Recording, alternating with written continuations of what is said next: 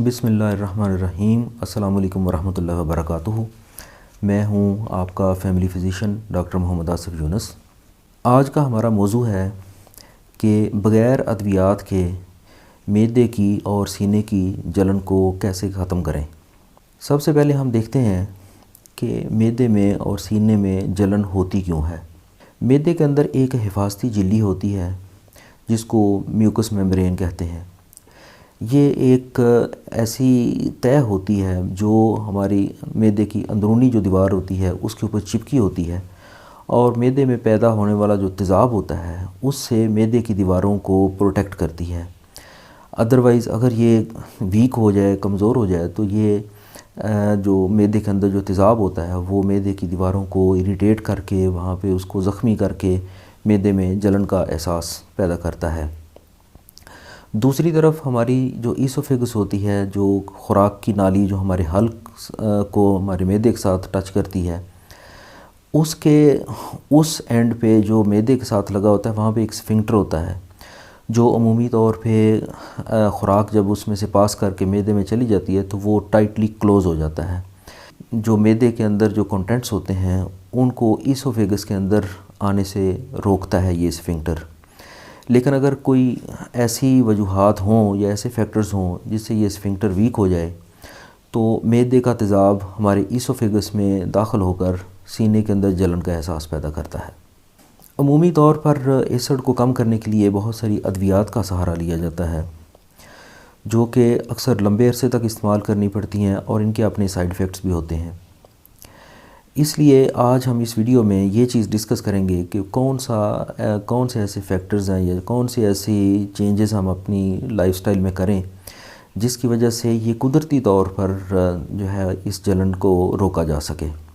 इसमें कुछ पॉइंट्स हैं, यानी मिसाल के तौर पे खाने से मुतल्लिक़ ज़्यादा पॉइंट्स जो हम डिस्कस करेंगे।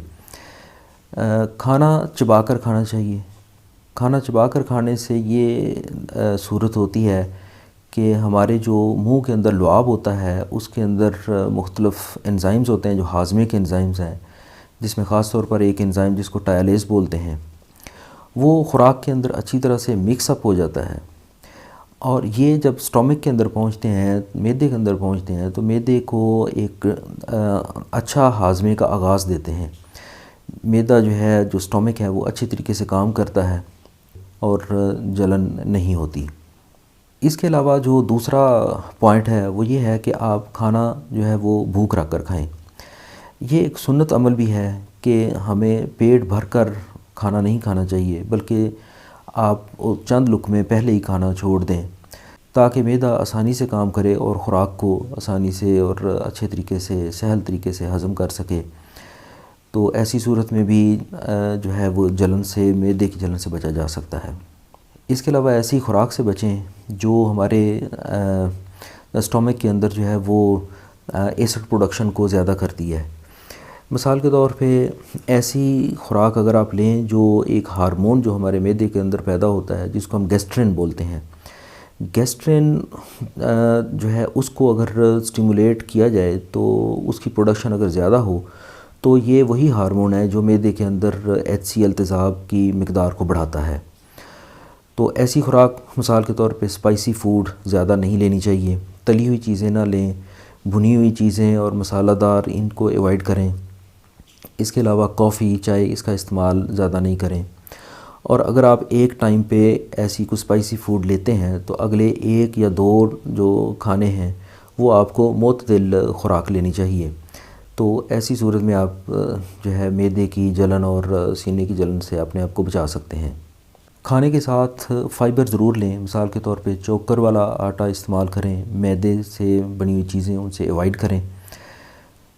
सब्ज़ियों का इस्तेमाल ज़्यादा करें। खाने के साथ सलाद ज़रूर शामिल करें। सलाद ये इसमें भी बहुत फ़ाइबर होता है और ये मैदे के अच्छे फंक्शन के लिए और तेज़ाबियत को कम करने के लिए बहुत कारगर साबित होता है।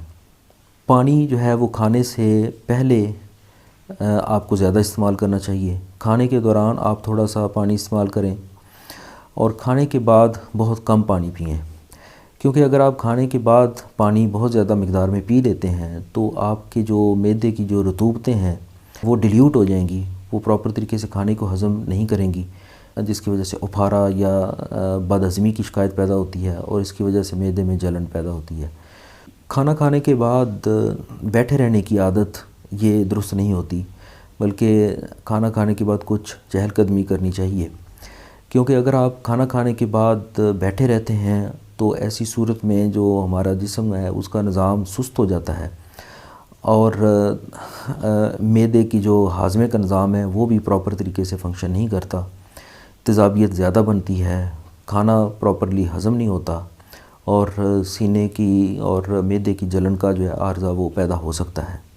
रात का खाना सोने से तकरीबन 2 घंटे पहले आप खा चुके हों, क्योंकि अगर आप खाना खाने के फ़ौरन बाद सो जाएंगे तो खाना प्रॉपरली हज़म नहीं होगा और तेज़ाबियत ज़्यादा बनेगी, जिसकी वजह से आपके लिए हाज़मे के प्रॉब्लम्स पैदा हो सकते हैं।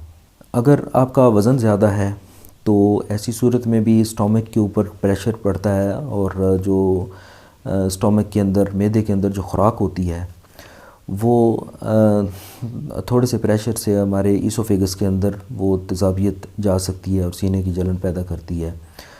तो बेहतर है कि अगर आपका वज़न ज़्यादा है तो इसको कम करें। इसके अलावा स्ट्रेस को अवॉइड करें, क्योंकि अगर आप स्ट्रेस लेते हैं तो हमारा ब्रेन बहुत ज़्यादा काम करता है और ब्रेन की जो ओवर एक्टिविटी है वो हमारे स्टमक के अंदर एसिड की प्रोडक्शन को ज़्यादा करती है। अगर तेज़ाब ज़्यादा बनेगा मैदे के अंदर तो ये भी मैदे और सीने के अंदर जलन का एहसास पैदा करता है। एक और इम्पॉर्टेंट फैक्टर जो है वो सिगरेट नोशी है। सिगरेट के अंदर ऐसे केमिकल्स होते हैं जो स्टमक के जो गैस्ट्रिन हार्मोन है उसको स्टिमुलेट करते हैं। गैस्ट्रिन की प्रोडक्शन अगर ज़्यादा होगी तो एसिड प्रोडक्शन जो HCl है यानी नमक का तेज़ाब वो भी ज़्यादा बनेगा, जो कि सीने और मैदे में जलन का एहसास पैदा कर सकता है। इसके अलावा प्रोबायोटिक्स का इस्तेमाल, जो कि नेचुरल प्रोबायोटिक्स हैं, उनका इस्तेमाल आपको ज़्यादा करना चाहिए।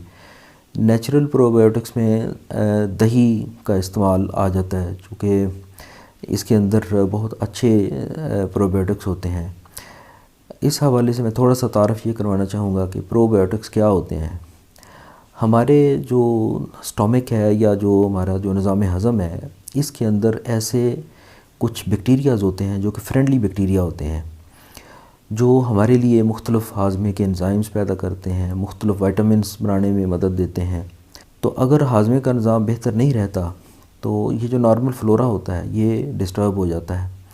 इसको दोबारा रीबिल्ड करने के लिए ऐसे बैक्टीरियाज़ जिनको हम कह सकते हैं प्रोबायोटिक्स, वो हमें अपनी खुराक में ज़रूर शामिल करने चाहिए। तो इस हवाले से यानी दही का इस्तेमाल बड़ा बेहतरीन फ़ायदेमंद साबित होता है। तो ये कुछ ऐसी जो लाइफस्टाइल चेंजेस हैं या खाने से मुतल्लिक़ ऐसी कुछ हदायत हैं, इनके ऊपर अगर आप अमल करते हैं तो आप बग़ैर अद्वियात के अपने मैदे और सीने की जलन से छुटकारा पा सकते हैं। उम्मीद है कि आपको ये वीडियो पसंद आई होगी। मेरे चैनल को सब्सक्राइब करें और साथ अपीयर होने वाले बेल आइकॉन को ज़रूर प्रेस करें। चैनल को लाइक करें, शेयर करें। इजाज़त दीजिए। अल्लाह हाफ़िज़।